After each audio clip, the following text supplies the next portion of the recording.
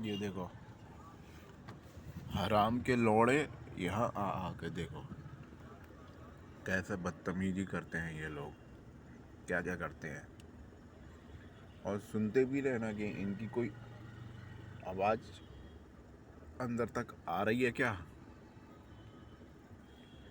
इनकी कोई आवाज़ अंदर तक आ रही है क्या, सुनते भी रहना। ये मादर चोत के पिल्ले पागल हो गए हैं, जिसके भी इशारे पे कर रहे हैं। अब मैं नहीं कह रहा किसके इशारे पे कर रहा है, क्योंकि मुझे कुछ पता नहीं लग रहा, क्योंकि सीएम से भी इंसाफ हो नहीं रहा। साफ स्पष्ट होते हुए उनसे इंसाफ हो नहीं रहा है ना। या तो जानबूझ के संरक्षण किया है, या फिर उन्हें कुछ दिखाई देने की क्षमता है नहीं है। मैं साफ बोलता हूँ, क्योंकि मैंने बहुत कुछ क्लियर कर करके कहा है, और सब कुछ क्लियर खुद भी था, लेकिन आज तक हुआ क्या। यहाँ गुंडों को बढ़ावा दिया जा रहा है अब, और कुछ नहीं हो रहा। गुंडों को बढ़ावा देने के अलावा और कुछ नहीं हो रहा। कोई जांच वांच नहीं है, सब जांच का चुतियापा है। और जांच के दम पे मेरी ही पत्नी को मरते दम तक की कैद देने का पूरा फैसला है। और ये मैं शुरू से कह रहा हूँ, क्योंकि कई जज पुलिस वालों का फ़र्क पड़ता नहीं है, जज इसमें इन्वॉल्व है। और मैं किसी अदालत में भी अगर जाऊंगा, पहले तो मेरे लिए रास्ते ही बंद हैं। अगर जा भी सका तो वहाँ भी जाने का कोई फ़ायदा नहीं है, क्योंकि अब ये बात स्टाफ की आ जाएगी तो एक फ़ोन कॉल की ज़रूरत है बस, कि इसमें कुछ होना नहीं है। उसकी भी ज़रूरत नहीं है, ये जांच वाला पहले ही पहुंच जाएगा, सर वहाँ का वो है, आप देख लो। और बात भी करा सकता है फ़ोन पे। सब ऐसे ही चलता है मामला, तुम्हारे भी लफड़े होंगे, हो सकता है मेरे पास आ जाए। सब ऐसे ही मामला चलता है, देख लीजिए, है ना।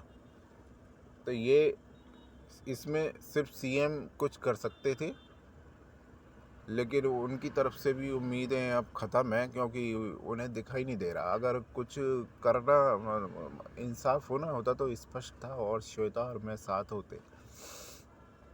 और जिसने मेरी श्वेता का हरण करके 10 साल कैद में रख के बलात्कार किया, वो आज जेल की सज़ा काट रहा होता, ना कि यहाँ चुतिया पे हो रहे होते। वो जेल की सज़ा काट रहा होता, लेकिन यहाँ हो रहा है उल्टा। सज़ा काटने वाले श्वेता और मैं, हम दोनों हैं। और मेरे साथ तो एक और अल्टीमेट जो है कर रखा है, कि मुझे कहने के बाद भी बार बार, भैया पूरा 1 साल से मेरे को भूखा रखा हुआ है इस जांच ने, पूरा 1 साल, और ये पूरी नहीं होती है ना। वो 1 साल इसमें जोड़ता है कि 1 साल इसको सड़क पे रहना रुकना इस सब में लगा के कर दो ना, क्योंकि फेल करना है ना।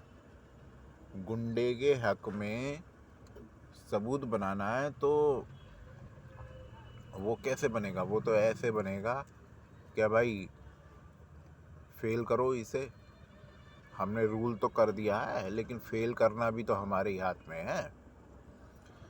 तो रूल लगा दो कि भूखे रहो, तब हम कुछ करेंगे।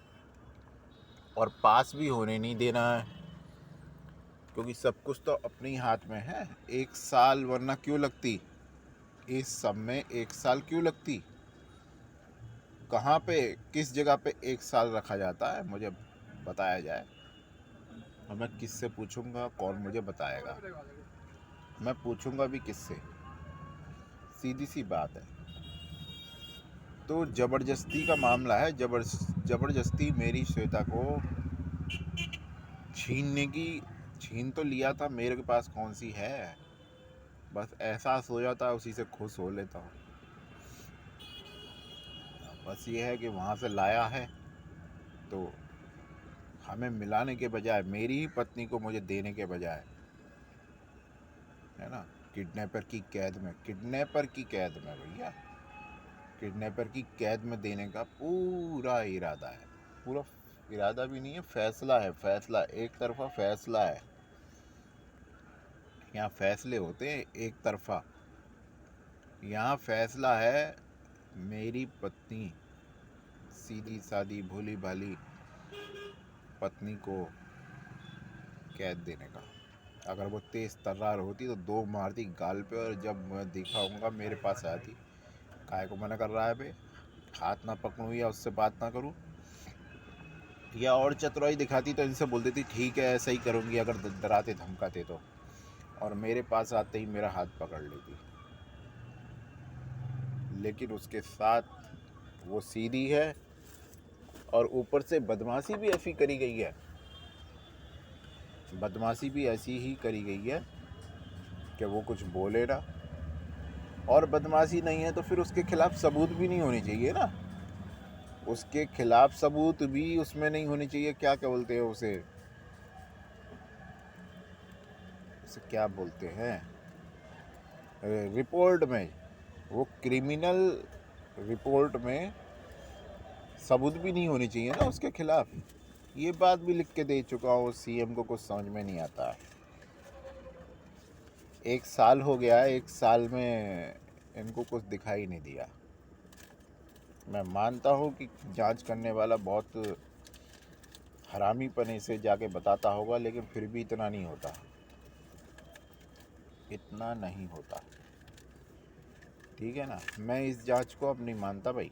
ये जांच मुझे तोड़ रही है, मेरे पैर खराब हो चुके हैं, सीएम ने उस पर ध्यान नहीं दिया, मेरे पैर खराब हो चुके हैं, उस पर सीएम ने ध्यान नहीं दिया। बस मेरे एमआरआई, मेरी सीटी स्कैन, इन दौरों में से कुछ भी नहीं होने दिया, क्योंकि मेरा दिमाग सिकुड़ चुका है।